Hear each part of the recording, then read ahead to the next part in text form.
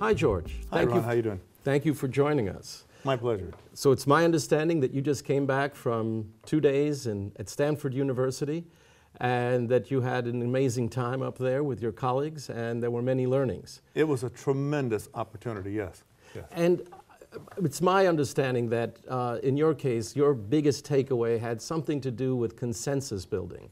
Why don't you tell us a little bit about that? Yes, one of the workshops was offered by Sam Kainer, and it was on building consensus in a diverse and multi-stakeholder groups. And basically that really addressed about how to be an effective leader in presenting and holding effective meetings. And all of us are part of meetings all the time, especially in the nonprofit sector. We're part of and conduct meetings. And one thing that is extremely important is that in order to be effective in our work, we need to lead effective groups. And it's not something that we're naturally taught to do. And it's extremely important that we develop skills about how to reach our stakeholders in a very appropriate manner, in an appropriate setting. I mean, we could be like a flashlight where we just shine it on people and we just give the information to them, expecting them to know what we want. Or we can just be there and trying to absorb information from them.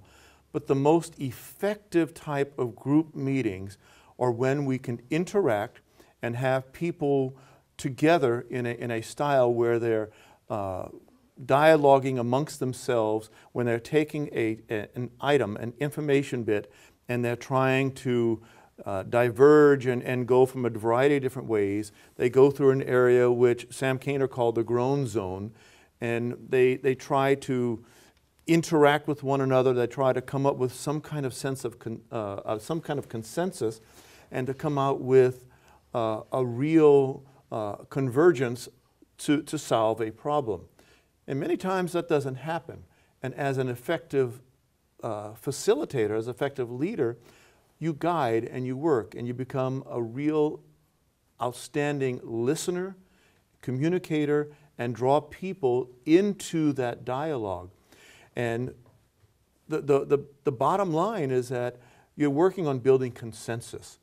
And in order to develop our nonprofits, we must focus on consensus. We must draw people in from their own understandings and make them partners with our organizations, with our nonprofits. Sounds like a very important part of leadership, not just for nonprofits, but for the community itself. I mean, I think you would agree that this is something that the entire nation is struggling with. How can we get people in a room, and how can we have civil discourse about important issues? So that's what you're onto. Exactly, and it's not something just for a large group. I mean, you can do that with staff. Mm-hmm. You can do that with interworkings of 2 or 3 nonprofits together with a collaborative focus, or it could be something that a large group of people are getting together for, whether you're holding a large conference and you're trying to reach a concise and consensus. But so it's not based upon just a large size, but it's small, medium, large. And the facilitator has to be really laser focused on knowing exactly what he or she would like to accomplish. And it's important to note here that the facilitator must communicate to the participants what his or her goal is. Because when participants get into that area, that gray area called, what Sam Kainer calls that groan zone again, you could have frustration and anxiety that's built.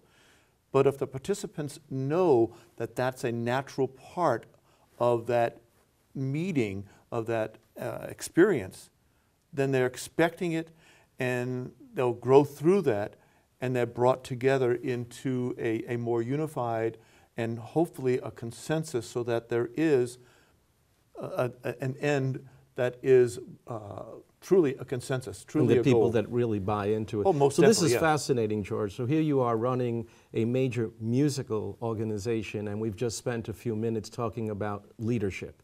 And that just reminds us all that nonprofits, no matter what kind of service they provide, are also leaders in the community, and that the executive directors are leaders of their staff and of their constituents, and that you play an important role in bringing the community together. Well, I want to just thank you for sharing, I know, probably one tiny bit of what was a very stimulating 2 days, but that's what our time allows, and hope you continue to share those learnings with the community going forward. Thank you, Ron. Thank you, George. Appreciate that. And now, in a moment, we'll be bringing on Michelle Arntz of Angels Foster Care to have her share her experience at Stanford University.